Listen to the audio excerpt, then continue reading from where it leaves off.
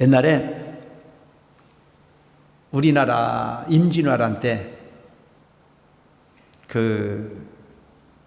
이여송 장군, 명나라에 우리가 지원을 받았지 않습니까? 선조 때. 그래서 우리나라가 풍전등화의 위기에 처해 있을 때 명나라에 구원兵을 요청을 했고, 그때 와서 일본 놈들과 같이 싸워준 사람이 누구예요? 이여송이잖아요. 이여송인데, 그 이여송이의 최고의 군사 참모 중에 한 사람이 학혜라는 사람이 있었어요. 학혜라는 사람이 있었는데, 이 사람이 이여송이의 막료야. 모든 부분의 소위 군사 행정을 하는 데 있어서 최고의 막부로서의 어떤 그런 역할을 하거든요. 이 학혜라는 사람이 원래는 중국에서 아주 가난하게 산 사람이에요. 소위 말하는 땅도 없고 백도 없고 아무것도 없어서 나이는 먹었는데 생계의 수단이 없어서 산에 가서 나무를 내서 시장에 갖다 팔고 그 부분으로서 홀어머니를 봉양하면서 근근히 살아왔던 사람이 학혜라는 사람이었어요. 근데 이런 사람들은 희망이 있어요, 없어요? 에? 흙수저도 아니고 금수저도 아니고 완전히 수저가 없는 삶을 살고 있는 사람이잖아요. 근데 이 사람이 어느 날 저 시장에 가서 나무를 팔아서 힘겹게 집으로 돌아가고 있는 순간에 어느 아는 소리 하는 사람을 만나요. 아까 얘기했던 가방 못지를 잡은 거야. 그래서 그 사람이 이 사람한테 이야기를 해요. 당신은 뭘 하는 사람이야? 난 지금 시장에서 나무 팔고 오는 사람이다. 그 사람한테 아는 소리 하는 사람이 뭐라고 묻냐 하면, 당신은 꿈이 뭐냐? 그럴 수 있지 않습니까? 젊은 사람이니까. 꿈이 뭐냐? 이렇게 물어요. 그러니까 이 학혜가, 꿈은 무슨 꿈이냐? 난 지금 이 포도청에 와서 홀어머니 모시고 살기도 바쁘다. 참 꿈이 있다면 내가 홀로 공부를 해서라도 남 약첩이나 저줄 수 있는 의원 정도가 됐으면 소원이겠다. 의원이 뭔지 아시죠? 요즘은 이제 양방이 많이 발달을 했지만 옛날에는 한방밖에 없었잖아요. 이걸 우리가 의원이라고 불렀어요. 약방 이렇게 이제. 그래서 내가 조금 눈을 뜨면 그냥 책이라도 좀 봐가지고 남 병이나 고쳐주는 의원 정도로 살아가는 게 내 꿈이다, 이렇게 얘기를 했어요. 그러니까 그 아는 소리 하는 사람이 뭐라고 얘기냐면, 참 당신 관상을 보니 아깝다. 잘생겼다 이거예요. 월드 스님만큼 생겼던 것 같아. 그러니까 참 관상을 보니 아깝다. 그런데 그 좋은 관상을 가지고 어찌 그냥 의원 정도로 생각을 하냐. 그러니까 이 학혜가 생각해 봤을 때는 기가 막히잖아요. 지금 의원을 해먹을 수 있는, 공부도 할 수 있는 여건도 못 되는데 관상을 보고 좋다고 그러니까 기분이 좋아요, 안 좋아요? 그러니까 이게 낚싯밥이 무서운 거야. 그러니까 기분이 좋아졌어요. 그래서 아는 소리 하는 사람을 데리고 집으로 갑니다. 그래서 집으로 가서 아주 긴 시간을 운명에 대한 이야기를 하죠. 내 관상을 좀 자세히 봐달라. 난 지금 전생에 짓고 온 복이 없어서 그런지 몰라도 난 지지리도 이렇게 가난하게 살고 있는데 나한테 뭔 관상이 좋은지 얘기를 해봐달라. 그러니까 이 사람이 그 아는 소리 하는 사람이 설명을 해요. 너는 관상이 잘 나서 장응급제를 하고도 남을 관상이다. 그래서 이제 운명을 설명을 해줘요. 그래서 이제 본인이 난 사주를 이렇게 다 아는 소리 하는 사람한테 이제 전해주니까 그 사람이 금년에 가을에 초시가 있는데 초시에 가서 응시를 하면 3등으로 등급을 할 거고, 3등.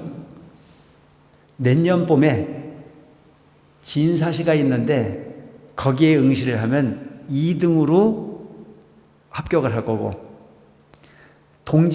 내년 동지에 가가지고 응시를 하면 장원급제를 할 수 있다, 이렇게 얘기를 했어요. 그러니까 이 학혜가 기분이 좋아요, 안 좋아요? 기분이 너무 좋았어요. 나는 나무꾼으로 평생 살 줄 알았는데, 그리고 내가 틈틈이 공부를 하면 남 그냥 약초변에 저지을 수 있는 의원 정도로 내 인생이 그냥 개척이 되면 그걸로 만족한 게 내 꿈이었었는데, 자원급제를 하고, 그래서 뭐 3등으로도 초시에 합격을 하고, 또 소위 가을에는 그야말로 진사시에도 합격을 하고, 나중에는 뭐 자원급제도 할 수 있다라고 하는 얘기를 하니까 너무 기분이 좋아졌어요.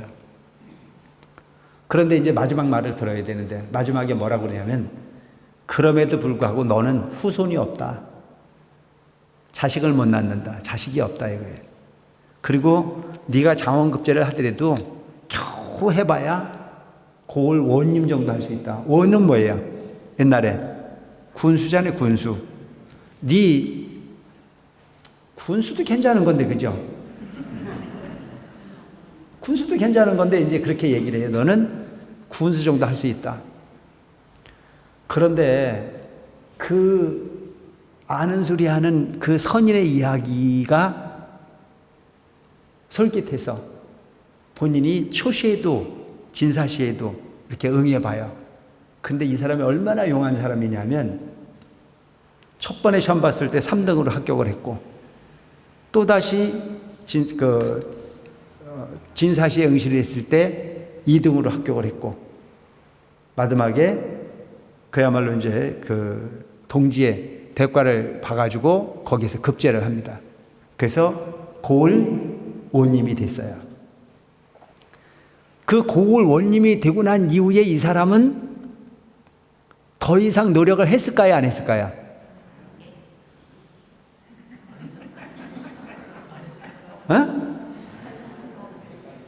이 사람은요, 본인이 처음에 나무하러 갔다 오다 만난 그 사람 말이 100% 맞았어요. 다 됐잖아요. 그러니까 자원급제도에서 고을 원님도 됐고, 결혼도 했는데 애는 날 생각을 해, 안 해? 왜? 없다니까. 아예 없는 거야. 그리고 더 이상 높이 올라갈 생각을 해야 안 해요? 왜? 고을 원님에서 끝난다 그랬으니까. 이게 무서운 거예요. 우리는 거의 그렇게 산다는 거죠. 자기 운명을 그냥 거기서 막아버리고 사는 경우가 너무 많아요. 그래서 부처님께서 이 사바세계에 오신 이유는 중생이 중생으로 사는 걸 너무 당연하게 생각하는 우리들에게 중생의 현실을 뛰어넘어 부처가 될 수 있다는 사실을 가르치러 오신 분이 바로 부처님이세요. 아시겠어요? 그걸 받아들이는 사람은 가능한 일이야. 근데 안 받아들여. 뭐라 그래?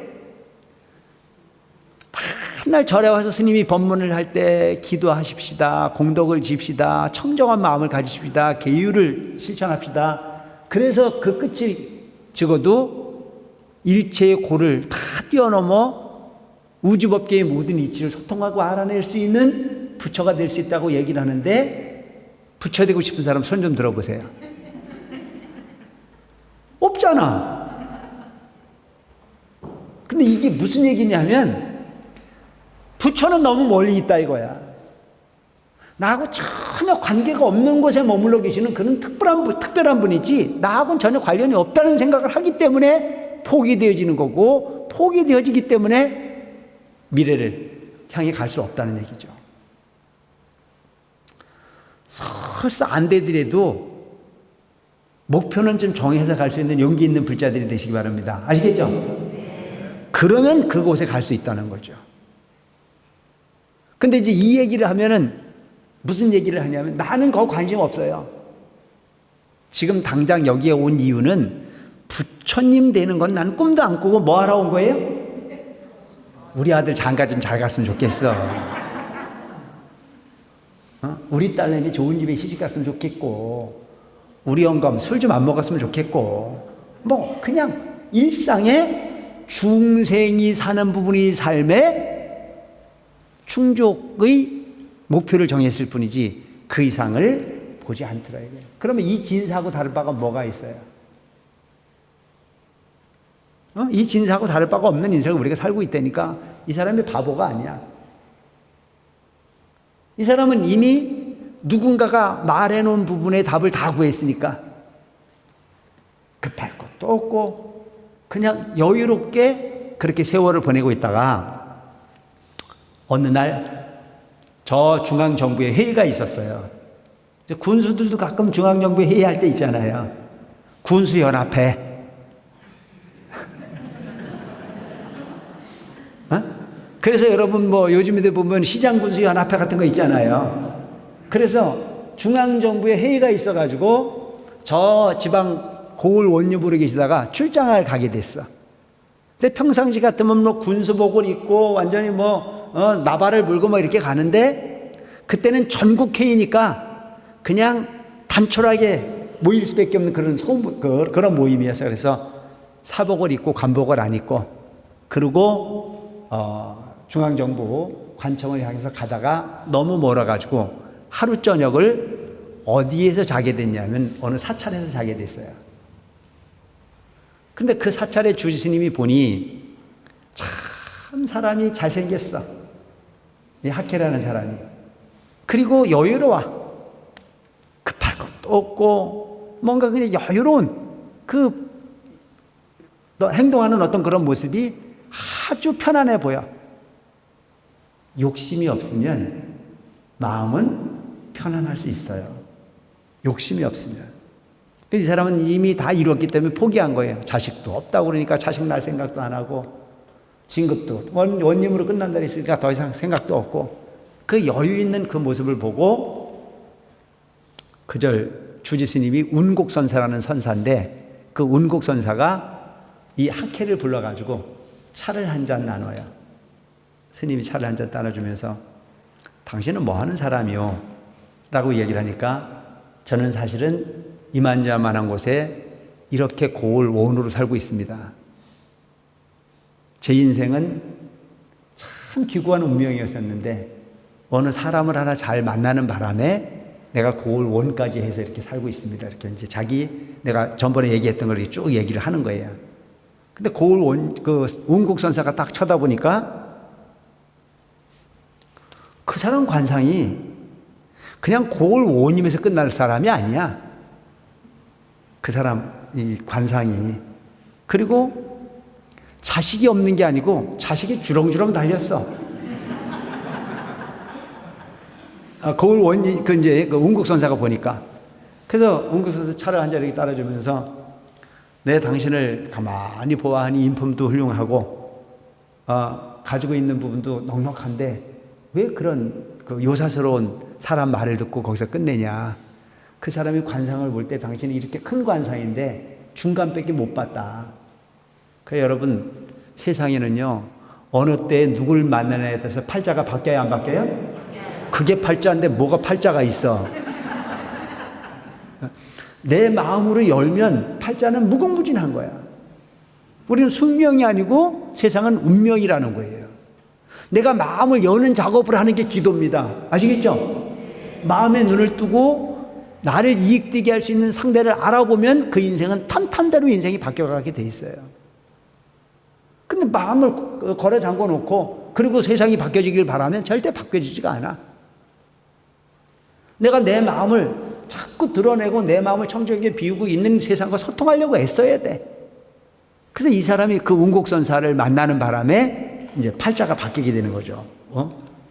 그 팔자를 바꾸는 게 뭐냐면 이 사람이 뭐라고 얘기냐면 당신은 자식이 앞으로 주렁주렁 자식도 많고 또한 당신은 앞으로 큰 관료가 될 수 있다. 그냥 관료가 아닌 대작 관료가 될 수 있다고 얘기를 해요. 그러니까 이 운곡선사가 그 얘기를 듣고 나니까 긴가민가 하지 않아요. 누구 말이 맞는 것 같은 생각이 들어요. 점쟁이 말도 틀린 말은 아니었었고 근데 운곡선사 말을 들어보니까 안 듣는 것보다는 들은 게 좋았어 안 좋았어? 좋았잖아요. 그래서 그 운곡선사의 이야기를 듣고 생각을 바꿉니다. 그리고 운곡선사가 설명을 해요. 이 세상에 숙명은 없다. 운명이 있을 뿐이다. 숙명은 전생에 짓고 온 것대로만 사는 게 숙명이다. 아무런 노력도 안 하는 사람은 숙명대로만 살다 죽는다. 노력을 하면 숙명이 운명으로 바뀐다. 그 운명으로 바꾸면 변화무쌍한 미래를 연출해 갈 수 있는데 이 세상의 주인공은 오직 과거도 너가 주인이고 현재도 너가 주인이고 미래는 네가 주인이다. 과거에 짓고 온 것대로만 살고 가는 건 숙명이고 그 부분을 바꿔서 긍정적으로 노력하면 운명이 되고 그 운명은 미래까지도 너를 변화무쌍한 긍정적 부분의 요인으로 너를 발전시킬 수 있다고 하는 얘기를 이운국 선사가 차담을 하면서 쭉 설명을 해줘요. 그러게 여러분, 그냥 지나가다 만나는 사람들의 운명을 맡기지 말고 어디를 가야 돼?